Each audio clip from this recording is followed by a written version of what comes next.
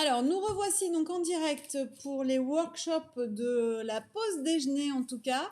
On se retrouve avec Anne de Agir qui était avec nous sur le salon de Bordeaux et qui nous rejoint donc sur ce salon donc du coup digital mais également en présentiel. Du coup, Anne, bonjour, Oui, bonjour à toutes. vous allez bien? Bonjour. Oui, je suis ravie d'être ici pour ce Eh ben workshop. nous aussi, on est ravis de vous voir très régulièrement du coup sur le salon professionnel. Merci Anne de nous accompagner en tout cas. Donc vous êtes aujourd'hui sur le salon digital et vous serez également en fin de semaine sur le salon présentiel. Voilà, si vous souhaitez rencontrer Anne, je ne sais pas si vous serez toute seule cette fois-ci ou si vous serez accompagnée également. Non, non, on sera encore à deux, mais je me permettrai d'apporter quelques détails sur notre présence au cours de ce workshop pour pouvoir donner rendez-vous à qui souhaite nous rencontrer, soit online jusqu'à demain soir ou soit en présentiel à la CCI de Lille. Parfait. Du coup, vous avez un PowerPoint à nous partager que j'ai vu il y a trois Oui, secondes. Je ne vois plus du coup. on y va de ce pas. Voilà. Et donc moi, j'en profite pour dire qu'il vous reste encore quelques rendez-vous Alors, il nous reste aujourd'hui. effectivement des rendez-vous pour demain donc sur le salon online. Et il nous reste aussi des créneaux de rendez-vous pour des coachings directement Sur le salon. sur le salon à la CCI, jeudi et vendredi. Pour ma part, comme je ne m'occupe pas des séances de coaching, je serai aussi présente toute la journée de 9 heures à 17 heures jeudi et vendredi sur le salon. Eh bien, Voilà. c'est parfait. Je vous remercie, Anne. Et puis, je vous laisse faire votre workshop. On se retrouve tout à l'heure pour les questions. Et voilà. Bon workshop en tout cas. Merci beaucoup. Très bien. Bah, écoutez, bonjour à toutes et à tous. Je vous accueille aujourd'hui pour ce workshop qui va traiter de la transition professionnelle et plus particulièrement des trois piliers qui sont nécessaires pour bien la débuter. Donc je me présente tout d'abord, je m'appelle Anne Meadeb et je vous propose de commencer ce programme sans plus attendre. Alors, comment ça va se passer pour ce workshop? Je vais prendre quelques instants pour vous présenter Agir et puis l'équipe qui la constitue, puis nous allons rentrer dans le détail des trois piliers, de ces fameux trois piliers. Tout au long de ce rendez-vous, n'hésitez pas à indiquer vos commentaires ou vos questions. Nous aurons du temps à la fin du workshop pour pouvoir échanger sur les sujets que vous souhaitez. Alors, c'est parti.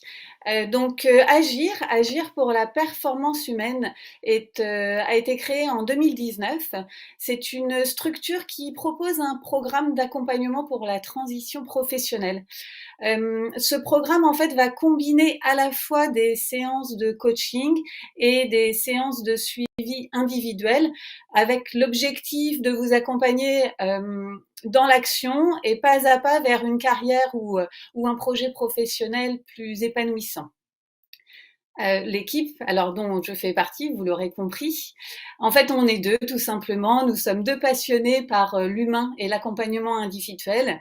À nous deux, on a 25 ans d'expérience dans le management d'équipe et sur le terrain. Donc, le relationnel et le développement des compétences sont des domaines que nous connaissons bien. Donc, je vous présente ici Nicolas Rossignol, qui est le fondateur d'Agir, qui est coach certifié et qui a donc en charge tout l'aspect coaching de notre programme. Et moi-même, donc Anne Meadeb, je ne suis pas coach, mais je suis chargée de l'accompagnement individuel, c'est-à-dire que mon travail est vraiment votre mise en action par un suivi très individualisé en fonction de vos besoins. Alors nous, notre ambition est assez simple au final, c'est-à-dire que ce que l'on souhaite, c'est vous aider à exploiter votre potentiel et à être épanoui dans votre travail. Pourquoi? Parce que en fait, notre expérience et nos convictions qui sont basées sur cette expérience, nous permettent d'être sûrs que vous avez, vous, un potentiel personnel qui est à révéler ou peut-être à redécouvrir aussi, sur lequel vous allez pouvoir vous appuyer pour, construire quelque chose de nouveau, vous réinventer et prendre une direction que vous avez choisie. Nous sommes aussi certains que vous avez une authenticité, quelque chose qui fait que vous êtes unique et que cette unicité il va être nécessaire de l'exprimer à un moment ou à un autre pour être aligné avec les décisions que vous avez besoin de prendre. Alors tout ça, comment est-ce que vous faites pour y arriver? Notre troisième conviction, c'est que l'action et la construction vont être des moteurs, des vrais outils de la réussite. Donc tout notre travail va converger vers cette mise en action. Et aussi, l'un des atouts de ce programme, c'est notre engagement. Oui, parce que deux partenaires indéfectibles dans votre accompagnement, eh bien, ça permet d'avoir un encadrement sur lequel s'appuyer tout au long de l'accompagnement. Alors c'est parti. Donc j'ai beaucoup parlé d'Agir et des personnes qui font vivre ce programme. Nous allons maintenant parler de ces fameux 3 piliers qui sont nécessaires pour bien commencer une transition professionnelle. Maîtriser, agir et gérer le temps. Donc ce ne sont pas des étapes successives à franchir. Ce sont vraiment des piliers que vous allez combiner grâce au travail de coaching et de suivi individuel au fil du temps. Là, pour cette étape-là, on est vraiment au tout début de l'accompagnement, c'est-à-dire que vous avez déjà eu une étape de maturation ou de réflexion qui vous ont donné envie de passer à l'étape d'après, à commencer à actionner certains changements. Mais nous ne sommes vraiment qu'au début. Le travail n'est pas encore réalisé. La projection dans l'avenir, c'est-à-dire qu'il faut identifier, comprendre, formuler, assumer. La liste est longue des synonymes de ce verbe-là, avec l'idée derrière de reprendre en main sa situation. Alors nous sommes, nous, des accompagnants dans l'univers professionnel, mais par ricochet, ça peut être aussi reprendre en main de façon plus large sa vie personnelle. Comment on fait pour maîtriser tous ces aspects-là ? Donc, que faut-il maîtriser en période de transition professionnelle? Tout d'abord, en fait, vos choix et votre parcours, c'est-à-dire qu'il est absolument essentiel d'assumer tout ce qui vous a amené à être ou à faire ce que vous faites actuellement. Vous allez aussi travailler sur l'acceptation de votre situation actuelle. Il faut accepter d'être dans une étape transitoire, dans une étape de transition. Ça va vous permettre de vous ancrer dans le réel. De plus, maîtriser, je bégaye un petit peu, sa vision à court terme. C'est-à-dire que le travail, très rapidement, va être d'identifier et de formuler l'étage à atteindre et les marches à gravir pour atteindre cet étage. Je vais m'expliquer. Très souvent, dans l'accompagnement, nous rencontrons des personnes et régulièrement des femmes qui vont avoir une envie, un objectif extrêmement ambitieux et vaste et des fois aussi vague. Je souhaite trouver ma voie. Je souhaite avoir un projet professionnel. Très bien. Donc nous, le travail sur le court terme, ça va être de définir cet objectif qui est plutôt sur le long terme et de construire toutes les étapes à court terme, au jour le jour, semaine après semaine, qui vont vous permettre d'atteindre cet étage qui est un objectif qui vous permettra d'avancer, un fil conducteur, on va dire. Le quatrième point, qui est un point aussi très important à ne pas négliger, c'est de maîtriser ses envies. Qu'est-ce qui vous fait plaisir? Qu'est-ce qui vous fait du bien?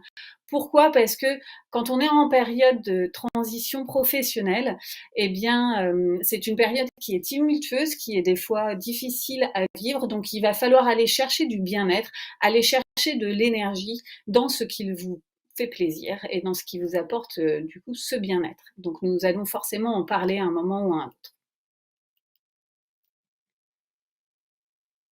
Maîtriser, donc c'est le pilier numéro 1, c'est aussi un pilier qui est fondamental. Pourquoi? Parce que c'est ce qui va vous permettre tout simplement de provoquer la première impulsion. Reprendre en main votre carrière et la vie dans son ensemble, ça on en a déjà discuté. Maîtriser aussi, c'est bien sûr se sentir plus confiante et être actrice ou acteur de sa vie. On va vous demander aussi très rapidement de fermer le bureau des plaintes. C'est-à-dire que ça, c'est une étape qui est indispensable, par lequel tout le monde passe, mais qui va souvent retenir la mise en action. Donc, une fois que l'on accepte la situation dans laquelle on est, la situation actuelle, eh bien, on se met dans de bonnes dispositions pour passer à l'étape d'après et commencer à avancer. Alors bien sûr, là, vous allez peut-être penser comment est-ce que l'on se met en action. Ça a l'air si facile quand j'en parle comme ça. Alors on a plusieurs techniques, bien sûr, de réflexion et de construction, mais déjà, la première étape, c'est ce qu'on appelle la stratégie de rapprochement, que vous voyez ici. Donc très spontanément, c'est en rapport aussi avec le bureau des plaintes, on identifie facilement ce que l'on ne souhaite plus. C'est très facile, enfin c'est très facile. En tous les cas, c'est ce qui est formulé en premier, c'est ce que l'on ne souhaite plus vivre, les situations professionnelles que l'on ne souhaite plus vivre, le cadre de travail dans lequel on ne souhaite plus évoluer. La deuxième étape va être d'identifier et de formuler ce que l'on veut. Pourquoi? Parce que une fois que c'est formulé à soi-même, généralement, et là, entre autres aussi avec un coach dans le cadre d'un accompagnement, eh bien, les choses sont écrites noir sur blanc, et c'est-à-dire que la balle est maintenant dans votre camp pour pouvoir franchir toutes les étapes que vous allez déterminer pour vous. Nous parlions tout à l'heure d'étage. Donc l'étage, c'est un peu la vision à long terme, un peu l'objectif final qui généralement peut évoluer en cours de route. Mais cet objectif, c'est donc notre fil conducteur et nous allons le découper. Nous allons le découper en actions pour le rendre plus accessible, plus concret. Et du coup, tout ça, ça rend la situation beaucoup moins anxiogène. Et aussi, le travail du coaching, notamment, permet de faire le tri et de formuler des résolutions possibles, atteignables, je dirais aussi réalistes et réalisables.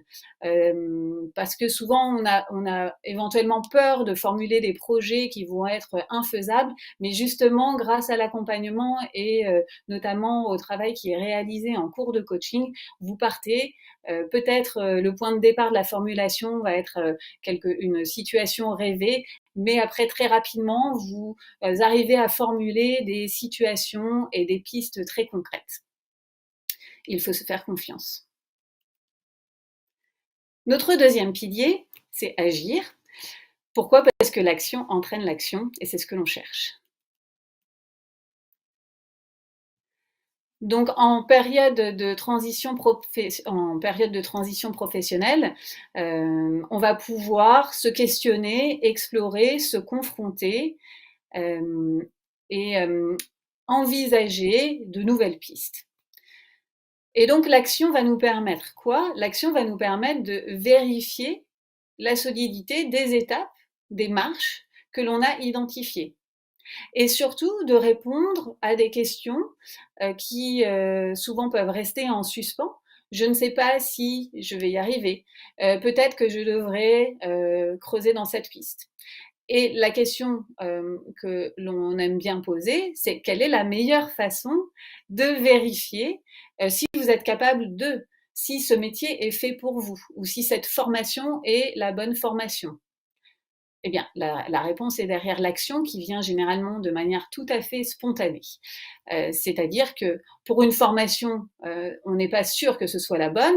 Il ne s'agit pas de réaliser toutes les formations qui peuvent arriver et se présenter à vous, mais peut-être tout simplement de définir un plan d'action qui va vous permettre de contrôler si cette formation pourrait être la bonne. Que ce soit sur le financement, de contacter des anciens élèves, de se mettre en relation avec les personnes qui animent la formation. Bref, de se documenter, de s'informer et de se donner des éléments qui vont pouvoir nous permettre de choisir. Être en action aussi, c'est très important. Ça nous permet de nous amener quelque part. Et ça fait du bien. Pourquoi? Parce que les directions que l'on prend ne sont pas forcément les bonnes ou les définitives en tous les cas, mais quoi qu'il arrive, ça nous permet d'évoluer, de progresser, de se faire de l'expérience et d'avoir cette sensation complètement réelle d'avancer. Et aussi, bien sûr, agir nous permet d'avoir un résultat, du résultat, et éventuellement de réajuster. Alors, comment on fait? Comment on fait pour se mettre en action? Alors, par exemple, les 2 premiers points qui sont présentés ici, c'est le travail qui est réalisé en séance de coaching. C'est-à-dire que, c'est ce questionnement qui est, proposé dans le coaching en général, va vous permettre de construire votre stratégie d'avancée. Vous allez donc faire le tri, vous allez donc définir vos priorités, vous allez définir ce qui est important pour vous, votre organisation, et ça va vous donner de la visibilité. Ça va clarifier l'espace et ça va vous laisser de la place aussi pour, justement pour, réaliser. Vous allez aussi prendre des engagements envers vous-même qui sont beaucoup plus forts que ceux que l'on peut prendre avec une tierce personne. Et ça aussi, des engagements à court terme, ça peut être répondre à une question simple. Alors, la semaine prochaine, qu'est-ce que je souhaite faire? Je vais citer 2 actions que je souhaite faire absolument la semaine prochaine. Ça peut être une action pour mon bien-être et une action pour définir ou avancer sur mon projet. Et je m'y tiens. Les 2 autres points sont plus liés au suivi individuel, au travail que l'on peut faire dans l'accompagnement individuel. Donc, étoffer et améliorer sa boîte à outils. Oui, parce que vous le savez maintenant, on définit notre objectif ainsi que les étapes à franchir et on peut s'apercevoir en cours de route, généralement c'est ce qu'il se passe, qu'on a besoin de travailler certains aspects. Ça peut être le CV, ça peut être la préparation d'un entretien d'embauche, ça peut être aussi tout simplement son pitch de présentation. Et nous pouvons aussi travailler une réponse à une question. Tu fais quoi en ce moment? Pourquoi est-ce que travailler à cette réponse peut être important? Tout simplement parce que en période de transition professionnelle, donc soit on peut être en poste, mais si on a envie de changer, c'est que, on ne se sent plus forcément très bien dans son métier. Soit on n'est plus en poste, on peut être au chômage et donc dans une période d'incertitude et que ce soit dans une situation ou dans l'autre, il est souvent un peu difficile et embarrassant de parler de ce que l'on fait ou ce que l'on ne fait plus. Alors l'idée, c'est de se repositionner tout simplement. Heu, je ne suis pas au chômage, je suis en train de construire mon avenir, mon projet professionnel et de réfléchir à quelque chose de nouveau. Je suis en train de changer de voie. Donc l'idée, c'est de se remettre au centre de sa zone d'influence et d'aborder sa transition professionnelle comme une étape à franchir et à construire.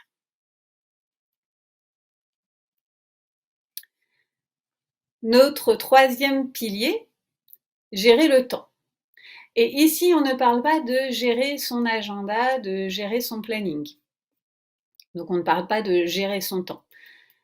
On parle plutôt du temps sur du long terme. Pourquoi? Parce que une situation de transition, c'est une réalité. Ça va prendre du temps de trouver votre piste, de maîtriser votre situation actuelle et tous les éléments qui font votre parcours, de monter votre stratégie d'évolution. Donc tout ça, ça prend du temps. Ce ne sera pas fait ni en une semaine ni en 2 semaines, mais souvent ça s'établit sur plusieurs mois. Construire un projet et le mettre en œuvre, ou ne serait-ce que l'enclencher, va nécessiter forcément un temps de réflexion, de l'exploration. On a besoin d'y réfléchir longuement. On a besoin de patience aussi.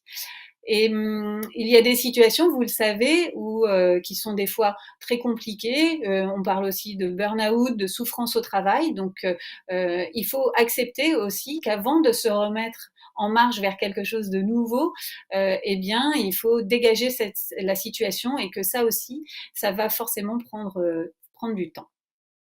Mais là aussi, on a des stratégies pour accepter ce paramètre qui n'est pas contrôlable, on va dire. Déjà, le pilier numéro 1 va vous permettre de comprendre comment est-ce que vous fonctionnez. Quel est votre mécanisme de transition? On ne va pas tous au même rythme. Et quand bien même on irait au même rythme, en fonction de nos situations de vie, des fois, on peut aussi ralentir dans nos périodes importantes ou tout d'un coup se sentir pousser des ailes et avoir envie d'aller très vite. mais c'est un moment où, en faisant le point, on comprend comment à un instant T, on fonctionne et c'est plus facile de l'accepter.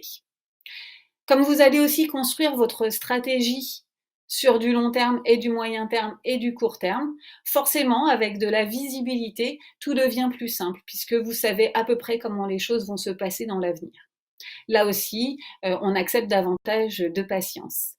Le fait d'avancer pas à pas aussi vous permet de vous mettre en action et si vous avez besoin de faire un arrêt sur image, il est plus facile en ayant avancé pas à pas de s'apercevoir que finalement on n'est plus dans le statu quo, on n'est pas dans l'attente et que l'on arrive à faire évoluer sa situation.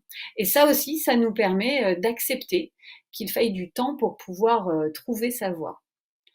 Le fait aussi de prendre soin de soi, vous vous souvenez, c'était le point numéro 4, et d'aller chercher des choses qui vont nous épanouir et nous faire du bien, eh bien, ça aussi, c'est un élément important qui va permettre à chacune ou à chacun d'accepter que cette étape transitoire soit plus ou moins longue.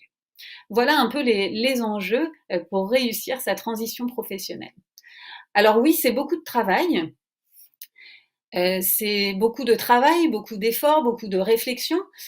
Nous, chez Agir, en plus, nous sommes là pour vous motiver, pour garder une certaine énergie et un dynamisme dans vos projets. Donc, pourquoi faire tout ça? Eh bien, parce qu'on a des vrais bénéfices en fait à vouloir évoluer et à construire une transition professionnelle. Tout simplement, on en parlait tout à l'heure, c'est que ça vous permet de vous remettre au centre de votre zone d'influence et donc d'être actrice de votre vie et de maîtriser votre situation. Donc les bénéfices aussi d'une avancée pas à pas, c'est de voir le chemin que vous avez parcouru et de vous voir progresser. Et donc c'est gratifiant, c'est positif et c'est encourageant.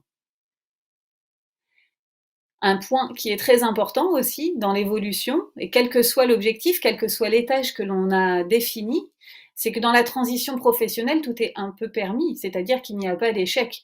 D'envisager de faire une formation et de s'apercevoir que finalement c'était pas forcément celle-ci qui convenait exactement. Il y aura forcément, voilà, comme dans toute situation, il y a des avantages et des inconvénients, mais la richesse des rencontres peuvent être des opportunités. La richesse d'un apprentissage peut être source de bien-être et de gratification, et on a besoin de ce genre de situation et de l'aspect positif de l'exploration. Un point très important de faire le tri entre les il faut que, les obligations, les contraintes, les entraves que l'on va s'imposer à soi-même et les j'ai envie de. Parce que vous allez partir de ce point de départ, j'ai envie de, pour construire cette nouvelle carrière, ce nouveau projet professionnel.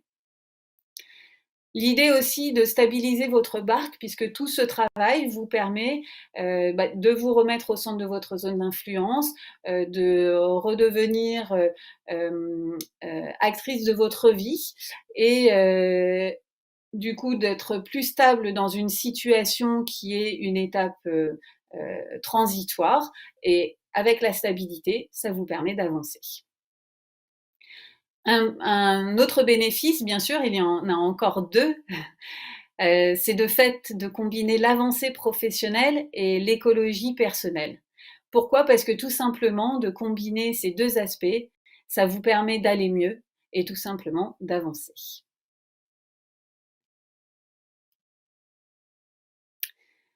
Voilà, je pense avoir détaillé l'ensemble de ces points. Si vous avez des questions, n'hésitez pas à les taper dans le chat. Je vais prendre le temps qui reste pour pouvoir y répondre. Donc pour nous contacter, c'est très simple. Il y a notre site internet, bien sûr, et nous sommes présents sur LinkedIn. Ce que nous aimons bien, c'est de faire des rendez-vous visio pendant 1 heure environ. Ça nous permet d'explorer vraiment la situation dans laquelle vous vous trouvez et puis de pouvoir échanger sur vos souhaits, éventuellement vos projets.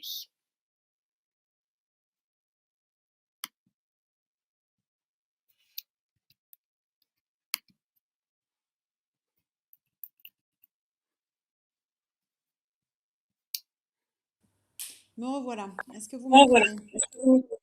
Oui, tout à fait. Hop, alors attendez, hop, petite question technique. Nous voilà. Hop, et j'enlève le partage. Bon, ben merci beaucoup en tout cas pour cette présentation. Très peu de, en fait, beaucoup d'interactions, mais pas de questions directement. Voilà. Donc je pense que ça a été très clair. En tout cas, Ouais, vous l'avez rappelé, oui, voilà, Fanny, qui vous remercie, qui a beaucoup apprécié votre présentation. Comme vous l'avez rappelé, vous êtes en présentiel et en digital. En digital, il vous reste encore quelques rendez-vous. Donc, si vous voulez rencontrer Anne en tête à tête pour présenter vos projets ou en tout cas vous faire évoluer sur vos problématiques professionnelles pendant des rendez-vous de 30 minutes, c'est possible. En tout cas, allez directement sur la page d'Agir sur le salon professionnel ou alors, comme elle l'a indiqué tout à l'heure, sur la page internet ou via LinkedIn. J'ai vu aussi que vous aviez mis vos, vos LinkedIn, en tout cas sur votre présentation. tout à fait. Il vous reste encore quelques petites minutes. Anne, est-ce que vous vouliez rajouter quelque chose? Alors écoutez, je n'ai pas parlé du bilan de compétences, mais pour le resituer dans la présentation que je viens de faire, le bilan de compétences est un outil qui peut permettre, qui va nourrir éventuellement par exemple, la première étape que j'évoquais, le premier pilier qui est maîtrisé. Voilà, mais c'est un outil qui s'imbrique en fait dans un programme de transition professionnelle, tout simplement. Voilà. Donc il y a May aussi qui vous remercie pour votre présentation. Et puis ben moi je Ben, vous je vous souhaite en prie, en tout merci cas, à vous. je vous souhaite voilà. Donc on vous suit en tout cas. Je vous remercie pour votre intervention et voilà. Et je vous dis bon rendez-vous en tout cas cet après-midi sur le salon online et je vous dis à très vite en tout À cas très sur vite. l'île. Voilà. Merci à toutes, bonne journée. Merci.